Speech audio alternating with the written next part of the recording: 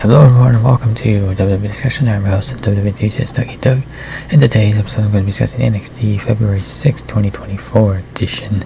In this edition of NXT dealt with the fallout from Vengeance Day, including one of the more memorable turns at NXT from Carmelo Hayes turning on Trick Williams. And with that, we're going to get right into the action, starting with Nathan Frazier and Axiom versus Malik Blade and Idris Anafe.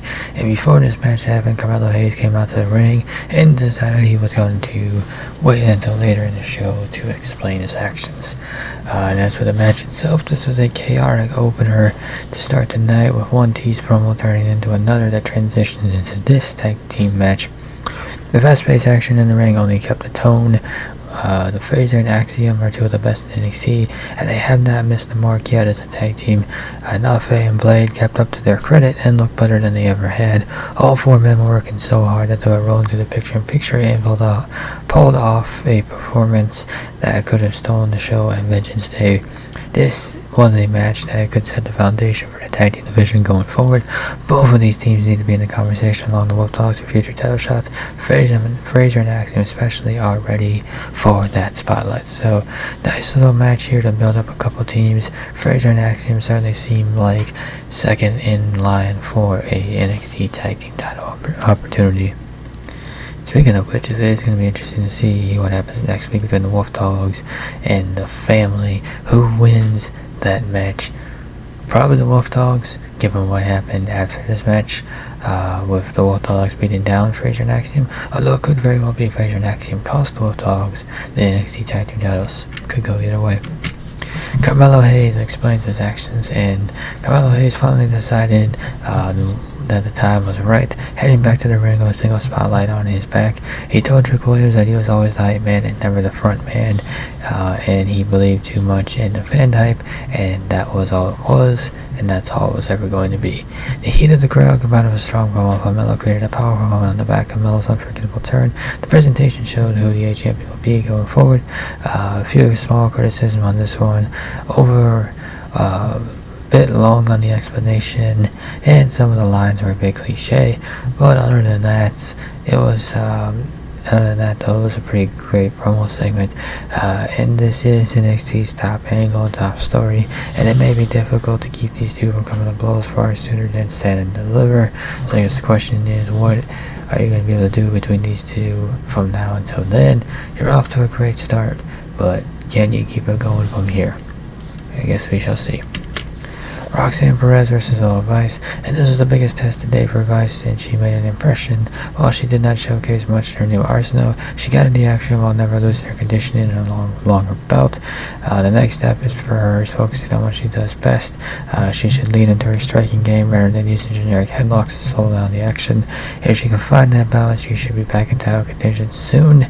Perez needed this rebound victory that should lead her back to challenging Lyra Valkyria sooner than later. She remains one of NXT's best performers and has figured out the character work as well. Paxley's involvement was confusing, but it makes sense if it's part of her continued efforts to support her champion. So Vice unfortunately came up short at Vengeance Day, and then came up short here, but she had herself a pretty solid match.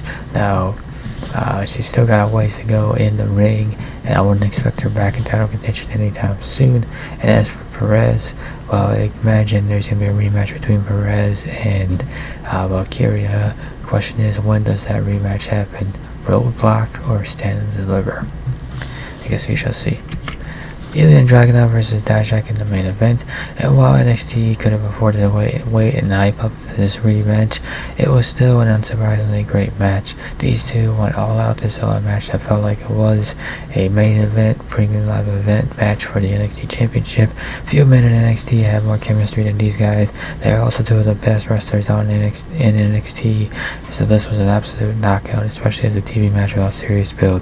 It seems like NXT is built into a triple threat at Stand and Deliver, which may be the safest approach to keep the NXT Championship picture at the center of NXT. However, it does delay the inevitable Melo vs. Trick battle that will be must-see. The A champion was the star of the night, opening and closing the show. With 2 more months before Stand and Deliver, NXT needs to be careful not to do too much too quickly with regards to Hayes. So yeah, certainly some intriguing possibilities. I don't think Dijak's going to be continuing for the NXT title. The triple threat match is intriguing, but I don't think Dijak's going to be challenging for the NXT title. Carmelo Hayes could certainly has certainly set herself up as a challenger for the title. Not the most inspiring challenger for Dragunov, but given the change in dynamic, it should be different this time around and should be good. So I guess perhaps maybe Dragunov versus Hayes for the NXT title as a way to kind of stretch things out until Stand and Deliver, when you can do Melo versus Williams. Perhaps that's the play here.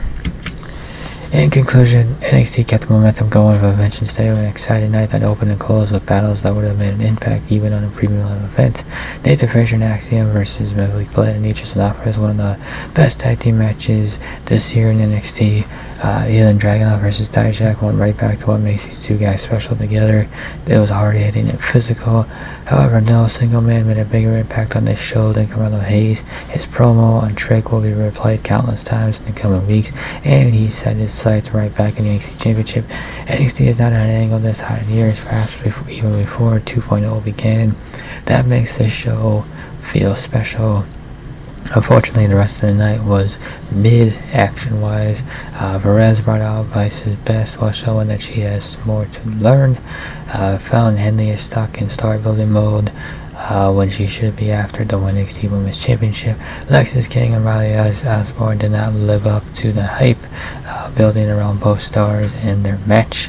I don't know how much hype was in their match, but it was certainly one that got a little bit of build to it. Still, the central focus of the show was on point, making this one of the better NXT shows of the year.